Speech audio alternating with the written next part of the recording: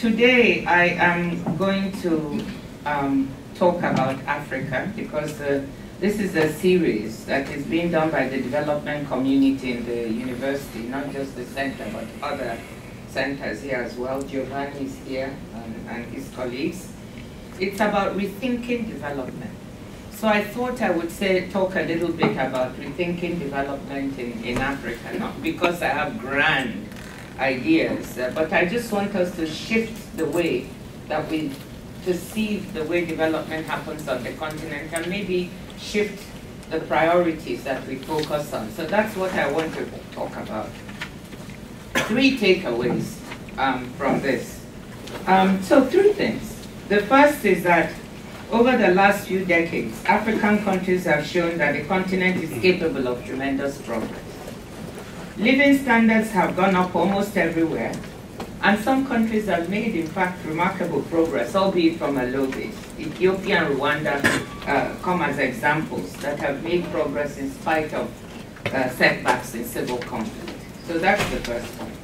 The second point I'll make is that despite this progress, the subcontinent is falling behind. Now, I'm passionate about the continent, but if you want to talk about something you really care about, you have to be very clear-headed. And because I've done a lot of work, talking about Africa rising, and I believe in that, I also need to step back sometimes to look at where we are. And the fact is that, yes, we are rising, and I want you to now start with the slides, because I want the first slide, Kenan. You can see over the years how the economist has characterized us. In the 1990s, we were the hopeless continent. And then in the 2000s, 2011, we became Africa rising, and everybody got excited because we were actually doing better. And now, we've fallen behind a bit, so we are now aspiring. We are no longer rising, according to the economist. So we have to be clear-headed if we want to move forward to say, where are we not performing? We are rising, but we are falling behind others. And that's the second point I want to make. And Nelson Mandela said that if you're poor, you are not likely to live long. So we must find a way to accelerate Africa's development so fewer people live their lives in poverty and live longer. My third point is this, which I think is not emphasized enough, why part of my rethinking the way we prioritize development on the continent, is that you cannot escape the conclusion that Africa cannot do well as a region unless its largest economies do well. Sub-Saharan Africa's 3 biggest economies are Nigeria, South Africa, and Angola. And together, they are 2/3 of the region's GDP. So if you look at their 2018 shares of the economy, Nigeria is 30.2%, South Africa is 26.9%, and Angola 10.3%. Together, they make up 2/3. So it stands to reason that unless we focus attention on these 3 countries and prioritize their development and change the way that they are running their economies, we are not going to do better. And we tend not to talk about this out of politeness, out of fear of not causing people to be upset. But I think we need to recognize where the challenges lie and put that on the table and look at these countries.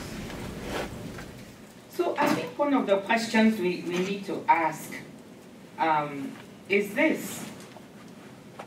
We have sub-Saharan Africa that has as much wealth in terms of natural resources as any other region. I think the issue is, why aren't we transforming this wealth into higher incomes and better living standards, as well as the Asians and Latin Americans seem to be doing? And I know that this is a difficult question to answer, but I'm here at Duke, right? This is one of the best universities in the world. That's why Amule is here. She finally entered the room.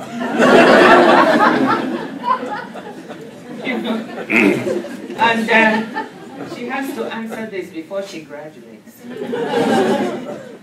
So it's one of the best places, and I think Duke is in the business of answering the most difficult and important questions. That's why I wanted to talk about this here, because I'm really impressed by the kind of work going on. And I'm hoping that some of you young people, non-Africans and Africans, because it's not only left to Africans to answer the questions, right? Will think about this and try to answer why we're not doing as well. We have very weak institutions, and fighting corruption is, impunity is also high, so good. You need to capture the people who are corrupt and punish. But you also need to build strong institutions to prevent people from being tempted in the first place. Americans and Europeans are no more honest than we are. And I'll do my Swiss test here in Duke. So how many of you know who the president of Switzerland is? Put up your hand. Does anybody know? But people are willing to put their money in Switzerland, right? They send their children to finishing schools in Switzerland. Do they buy apartments in Switzerland? Isn't that one of the favorite places in the world? They ski in Switzerland. They have Davos in Switzerland. But they don't know who runs Switzerland. And what is the reason? By the way, the president is called Doris Leopard. And the presidency rotates every year among a group of 3 ministers. But nobody cares. Because Switzerland has some of the strongest institutions in the world.